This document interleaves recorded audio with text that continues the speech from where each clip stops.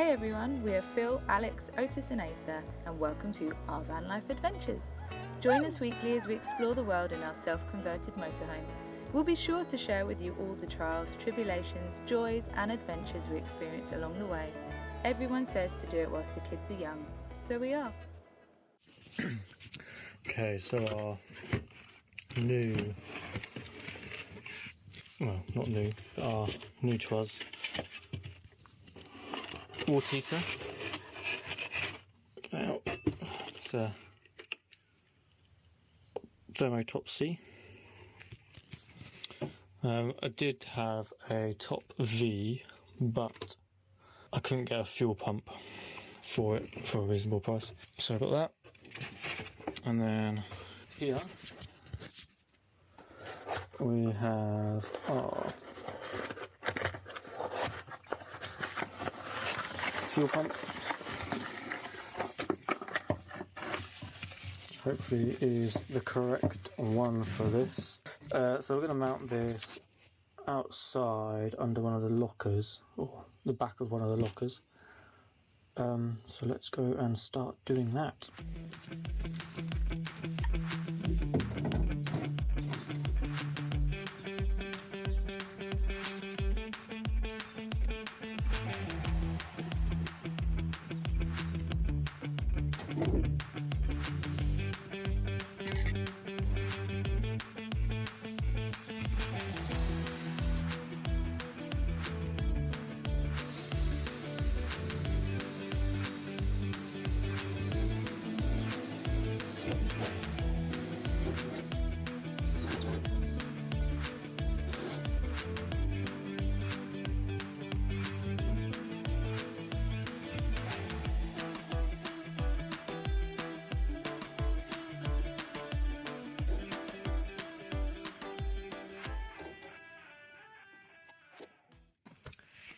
Okay, I've got the basic layout.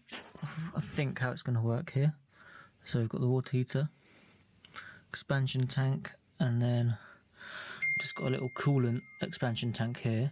So diesel heater is going to go underneath, and it will come in. Coolant will come in to here, out into here, out back to the heater, and then we've got our hot coming here, which will put a T-piece into the expansion, and then I just need to route the pressure relief valve down, and then that'll be our cold in.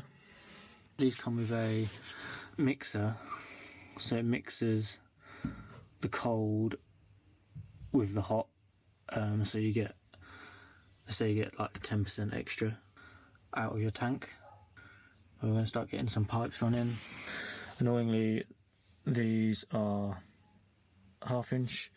This and the heater are both 1/4 inch. So we will need to adapt to those. I've got 2, but I'm going to have to get another 2 because I haven't got any 1/4 inch pipe.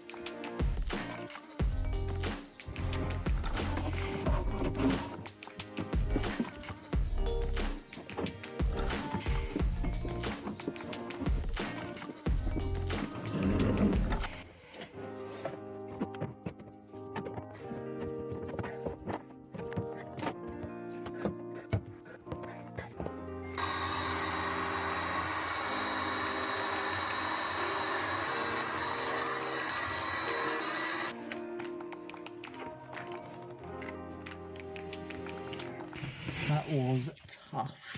So I've got the two coolant pipes. They are on. It was really hard to do.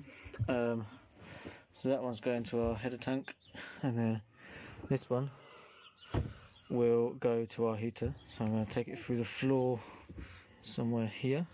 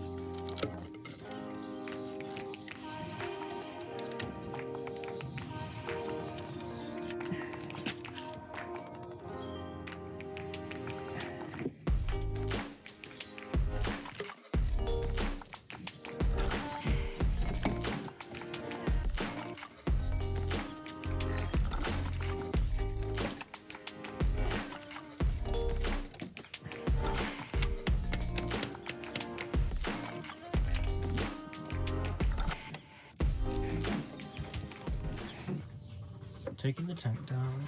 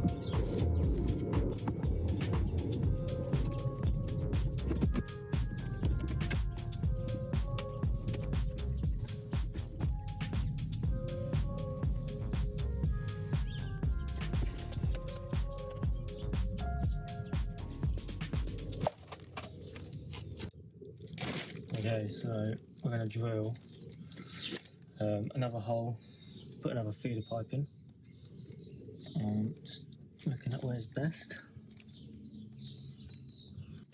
Here is our pipe.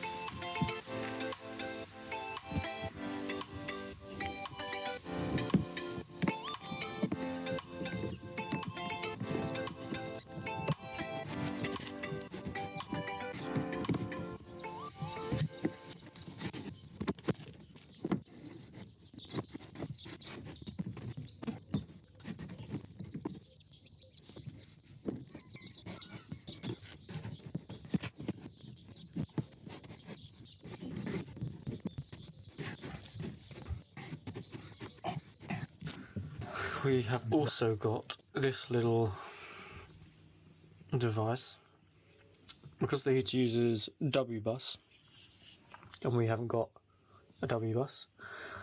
This is an emulator, so the green wire is our W bus to the Webasto heater, and you've got 12 volt positive and negative, and then this is our negative switch wire, so it uses a negative, not a positive switch, which is fine. I'm going to put this inside somewhere, I think. So next we're going to run cable in from the fuse board, which I have got water on already, for the old gas heater, because the new one doesn't need 12 volt, so we'll use that for this one. And then we'll run another wire from wherever we end up putting this little device to the heater. I'm just trying to think where it's best to put this. Yeah, it's not going to get soaked. I don't know how waterproof it is. Not very. I could put it in the locker underneath, I guess. Yeah, let's put it in the locker underneath. Okay, so back on the water heater. Turns out there was some error fault codes on here, which I have cleared with this software, which gives you full control over all the diagnostics of the heater. The other thing I realised is it's not actually W bus, which means that this little device, useless. So it actually just needs a 12 volt supply to turn on. So I had to get the diagnostic stuff anyway to reset the fault codes. Let's fire up.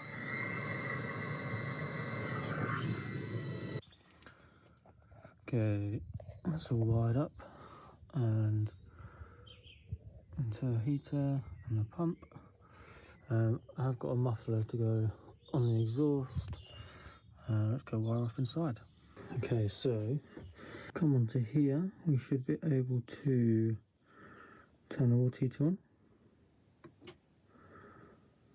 And then, I need to put a fuse in. Okay, I forgot to make one of the vinyl connections for the water heater, but I have just made that and it is all working. So if we now turn it on the computer. Okay, so we should be turned on here, which is the main switch to turn the unit on, and then come to heating, diesel water heating, turn that on. I don't know if you can hear that, but it's just fired up.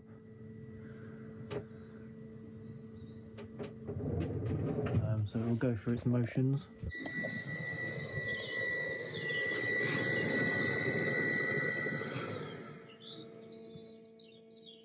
See the fuel pump pumping away.